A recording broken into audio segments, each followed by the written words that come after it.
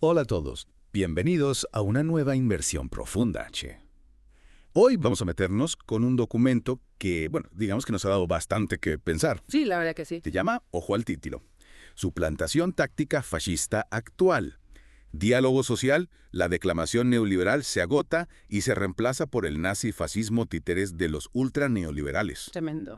O sea, con el título te das cuenta de que la cosa viene intensa, ¿no? Sí, sin duda. El documento plantea que conceptos que a primera vista parecen positivos, como el diálogo social, se están usando, digamos, para ocultar una agenda mucho más turbia. Ajá. Una agenda que podría llevarnos a una nueva forma de fascismo. Es como si fuera un lobo con piel de oveja. Tal cual. Y lo que lo hace aún más interesante es que usa un informe reciente de la Organización Internacional del Trabajo, la OIT, Ah, sí. como punto de partida para su análisis. Interesante. Ese informe, que se titula, escuchen esto, El diálogo social en el más alto nivel para el desarrollo económico y el progreso social, Ajá. propone que este diálogo puede ayudar a los países a lograr un desarrollo económico que vaya de la mano con el progreso social, Bien. asegurando transiciones digitales y de baja emisión de carbono justas e inclusivas.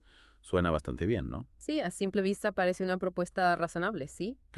Pero el documento nos invita a mirar más allá de lo superficial, A ver. a cuestionar las verdaderas intenciones detrás de este diálogo social. Me gusta de eso de cuestionar, no quedarnos solo con lo que nos dicen. ¿Y qué es exactamente lo que cuestiona el documento? Bueno, en primer lugar, el documento compara el lenguaje de este informe de la OIT con las críticas al capitalismo que encontramos en las obras de Marx y Engels. Marx y Engels, sí. Por ejemplo, el informe habla de la necesidad de conciliar los intereses de las empresas con los intereses de los trabajadores. Claro. Y el documento argumenta que esta idea de conciliación es una falacia, ¿Por qué? ya que los intereses de las empresas y los trabajadores son, en esencia, contradictorios. Entiendo. Es como si el informe estuviera tratando de maquillar la realidad, Sí. de hacernos creer que el capitalismo puede ser justo y equitativo cuando, en realidad, Exactamente. El documento sostiene que la insistencia en el diálogo social podría ser una forma de ocultar los problemas fundamentales del capitalismo, en lugar de abordarlos de manera efectiva. ¿Y qué propone el documento como alternativa a este diálogo social? Porque criticar es fácil, pero... Bueno, el documento no se limita a criticar, ¿eh? Propone un cambio radical en las estructuras de poder, un cambio que vaya más allá de la simple negociación entre las partes. Ajá. Habla de la necesidad de empoderar a los trabajadores, de darles un control real sobre los medios de producción, de crear una sociedad más justa e igualitaria. Suena bastante revolucionario, ¿no? Es- ¿Realmente cree el autor del documento que esto es posible? Bueno, el documento no se anda con rodeos. Plantea que la alternativa es un futuro distópico dominado por el fascismo. Un futuro donde la desigualdad y la opresión se intensifican, donde las libertades individuales son pisoteadas. ¡Qué panorama! En ese contexto, la propuesta de un cambio radical puede parecer utópica, pero también es una llamada a la acción, Claro. una invitación a luchar por un futuro mejor. Entiendo. Es una visión bastante oscura, pero también desafiante. Y volviendo al tema del diálogo social, ¿qué ejemplos concretos da el documento de cómo este concepto puede ser manipulado? Bueno, el documento menciona, por ejemplo, el caso de las empresas que utilizan el diálogo social para evitar la sindicalización de sus trabajadores. Claro. Organizan reuniones, crean comités de empresa, simulan un espacio de diálogo, Ajá. pero en realidad lo que buscan es desactivar cualquier intento de organización colectiva por parte de los trabajadores. Es decir, utilizan el diálogo social como una herramienta de control para mantener a los trabajadores divididos y dóciles. Exactamente. Y este es un ejemplo. El documento también menciona casos de gobiernos que utilizan el diálogo social para legitimar políticas neoliberales que benefician a las élites económicas, No, Costa. a costa del bienestar de la mayoría de la población. Entonces, lo que el documento nos está diciendo es que debemos ser muy cautelosos con el concepto de diálogo social, Sí. que no debemos aceptarlo a ciegas, sino analizar críticamente su aplicación en cada caso concreto. Exactamente. El documento nos llama a no dejarnos engañar por las apariencias, a mirar más allá del discurso bonito y a analizar las verdaderas intenciones detrás de las propuestas que se nos presentan. Es una llamada a la acción que resuena con fuerza en estos tiempos de incertidumbre y cambio. Y hablando de cambio, el documento también plantea que la proliferación del diálogo social coincide con una época de creciente concentración de poder económico y político. ¿Qué nos puede decir sobre esto? Bueno, el documento argumenta que esta concentración de poder en manos de unos pocos, combinada con la erosión de la democracia y la creciente desigualdad social, crea un caldo de cultivo propicio para el resurgimiento del fascismo. Es una idea que da escalofríos. ¿Cómo se conecta esta concentración de poder con la manipulación del diálogo social? El documento plantea que el diálogo social, en este contexto, se convierte en una herramienta para legitimar las decisiones de las élites, para acallar las voces disidentes, para mantener el statu quo. Es como si el diálogo social se transformara en una especie de anestesia social, ¿no? Bien. Para adormecer a la población y evitar que se rebele contra la injusticia. Exactamente. El documento nos advierte que el diálogo social en manos de quienes detentan el poder puede ser utilizado como un instrumento de control social para desactivar cualquier intento de transformación real. Y en este punto, el documento introduce un concepto que me parece clave: la suplantación táctica fascista. ¿De qué se trata esto? Bueno, el documento argumenta que el fascismo actual no se presenta con la misma estética que en el pasado. Ya no vemos uniformes militares, desfiles masivos ni discursos grandilocuentes.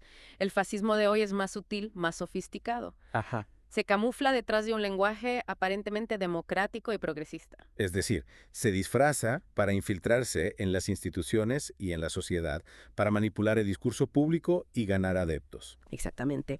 Y el documento nos alerta sobre el peligro de esta suplantación táctica fascista, que puede pasar desapercibida para muchos hasta que es demasiado tarde. Es una idea que da que pensar y que nos obliga a estar muy atentos a las señales, a analizar críticamente todo lo que vemos y escuchamos, a no dejarnos engañar por las apariencias. Precisamente.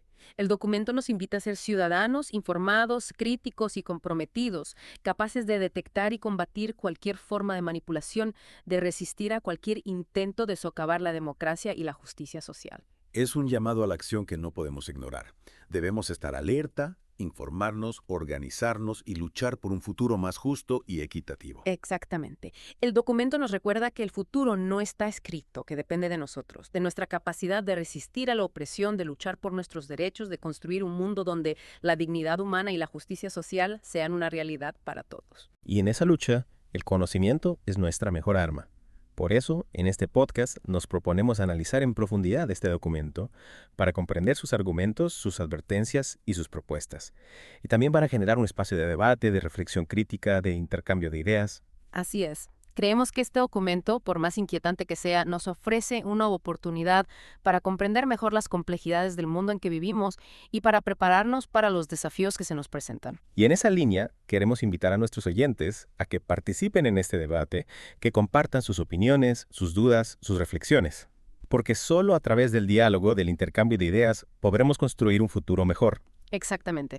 No se trata de imponer una visión única, sino de generar un espacio de encuentro, de debate constructivo, donde podamos aprender juntos y construir un futuro más justo y equitativo para todos. Y hablando de debate, vamos a adentrarnos ahora en la segunda parte del documento, donde el autor analiza en profundidad las estrategias de la suplantación táctica fascista. ¿Nos acompañan? Por supuesto, aquí es donde la cosa se pone realmente interesante. Vamos a desentrañar los mecanismos de manipulación que el fascismo actual utiliza para infiltrarse en la sociedad y cooptar el poder. Prepárense, que esto recién empieza. #TechFTS The Deep Dive, episodio 2024-226.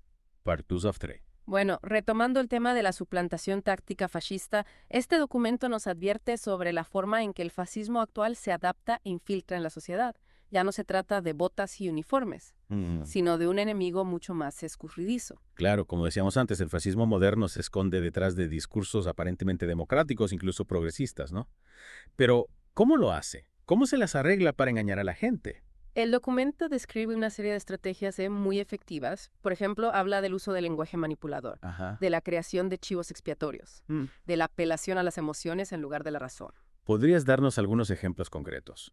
Porque la verdad es que todo esto suena bastante abstracto. Claro, imaginemos un político que en sus discursos habla constantemente de unidad nacional, de defender los valores tradicionales o de luchar contra la amenaza externa. En principio, estas ideas pueden parecer atractivas para mucha gente. Sí, de hecho, son ideas que se utilizan con frecuencia en la política. Exactamente, pero el documento nos advierte que debemos estar atentos al contexto, a la forma en que se utilizan estas ideas. Claro. Porque detrás de un discurso aparentemente patriótico se puede esconder una agenda xenófoba, autoritaria, incluso fascista. Entiendo.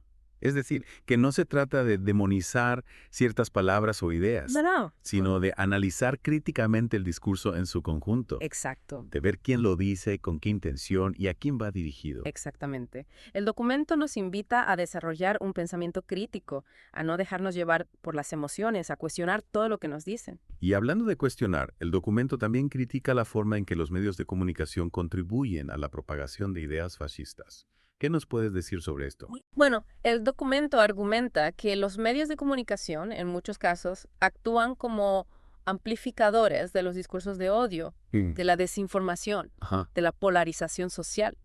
Y lo hacen, en muchos casos, de forma inconsciente, Inconsciente. simplemente por la lógica de la búsqueda del rating, Ajá, claro. de la primicia, Ya. del impacto. Es decir, que la lógica comercial de los medios choca con la necesidad de informar de forma responsable y veraz. Exactamente.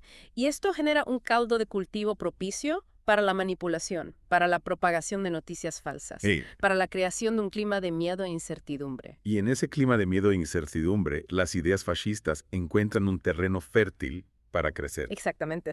El documento nos advierte que el fascismo se alimenta del miedo, de la inseguridad, de la falta de esperanza.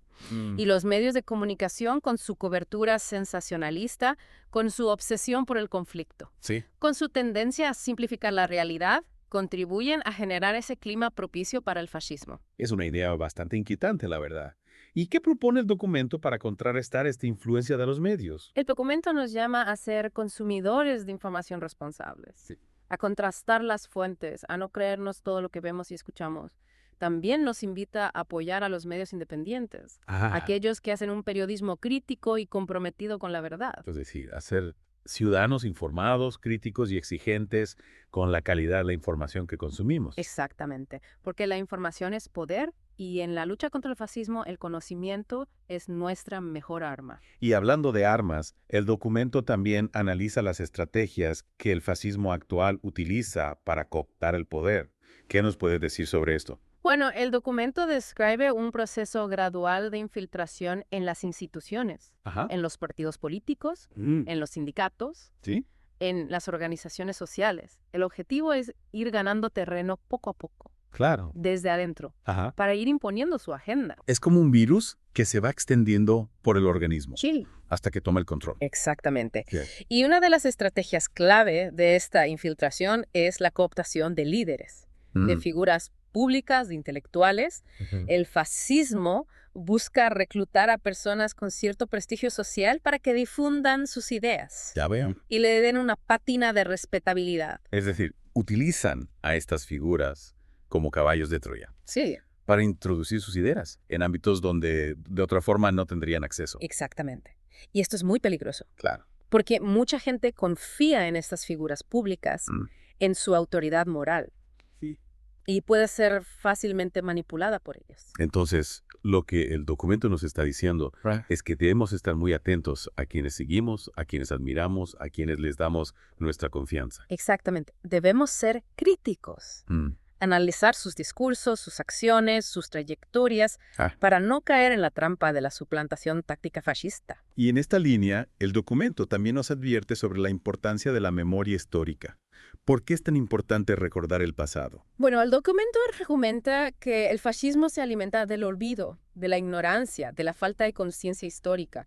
Si olvidamos los horrores del pasado, si no aprendemos de los errores cometidos, estaremos condenados a repetirlos. Es decir, que la memoria histórica es un antídoto contra el fascismo. Exacto. Una vacuna que nos protege de la manipulación, de la propaganda, del odio. Exactamente. Recordar el pasado nos ayuda a comprender el presente, a identificar las señales de peligro, a estar alerta ante cualquier intento de resurgimiento del fascismo. Y hablando de señales de peligro, el documento menciona algunas que me parecen particularmente preocupantes. Por ejemplo, habla del auge del nacionalismo, Sí. de la xenofobia, de la intolerancia.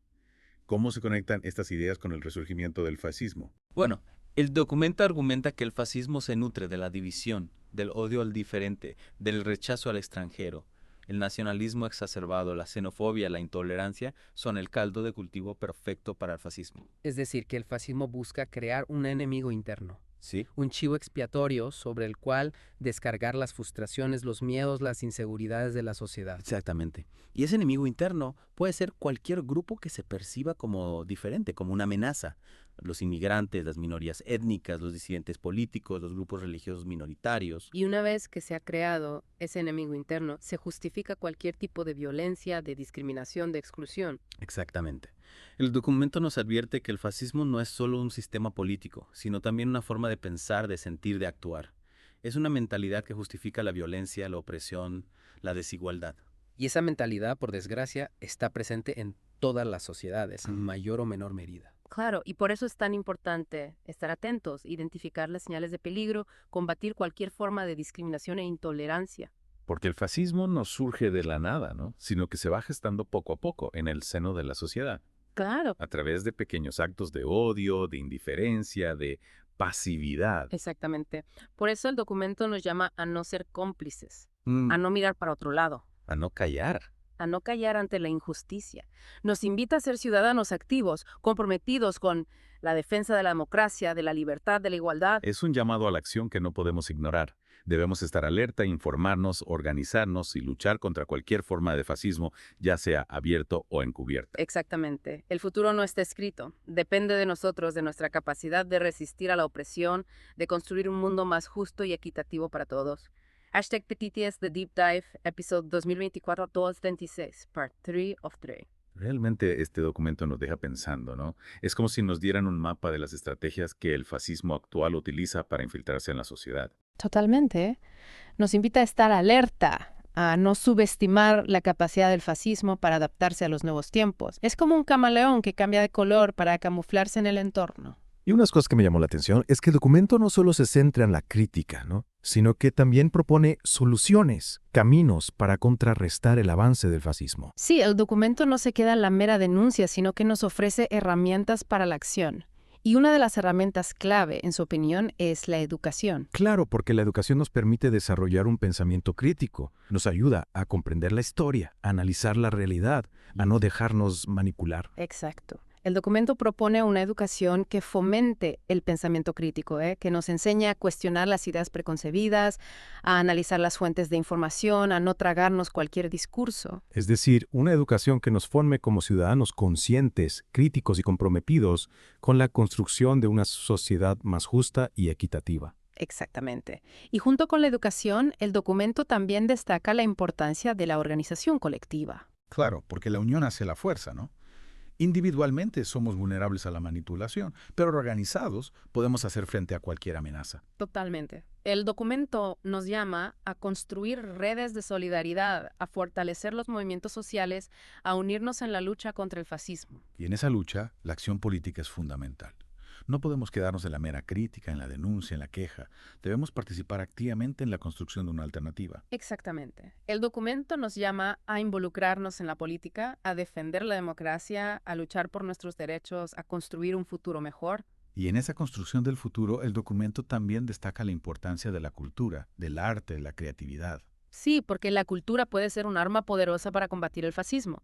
El arte, la música, la literatura, el cine pueden ayudarnos a imaginar un mundo diferente, un mundo sin opresión, sin odio, sin violencia. Es decir, que la cultura puede ser un motor de cambio, una herramienta para transformar la realidad. Exacto. El documento nos invita a utilizar la cultura como un espacio de resistencia, de creación, de esperanza. Y hablando de esperanza, el documento termina con un mensaje que me parece muy inspirador, ¿no? Venceremos. Es un mensaje que nos recuerda que la lucha contra el fascismo es una lucha larga y difícil, pero que no está perdida de antemano. Totalmente. El documento nos invita a no perder la fe, a no dejarnos vencer por el miedo, a seguir luchando por un mundo mejor. Porque como decía Galeano, la utopía está en el horizonte. Camino 2 pasos, ella se aleja 2 pasos. Camino 10 pasos y el horizonte se corre 10 pasos más allá. Entonces, ¿para qué sirve la utopía? Para eso sirve para caminar. Y en esa caminata hacia la utopía debemos estar alerta, informados, organizados y decididos a luchar contra cualquier forma de fascismo. Exacto. El documento nos recuerda que el futuro no está escrito, que depende de nosotros, de nuestra capacidad de resistir a la opresión, de luchar por nuestros derechos, de construir un mundo donde la dignidad humana y la justicia social sean una realidad para todos. Bueno, muchísimas gracias por esta charla tan interesante. La verdad es que este documento nos ha dado mucho que pensar y esperamos que también a nuestros oyentes. Sí, por supuesto. Esperamos que esta inmersión profunda les haya sido útil y les invitamos a seguir reflexionando sobre estas ideas, a debatirlas, a compartirlas. Exactamente. Y por supuesto les invitamos a que nos acompañen en nuestro próximo Deep Dive. Gracias por escuchar Geopolítica, un podcast de Enrique Aureli. No olvides apoyar y compartir nuestro trabajo. Hasta la próxima.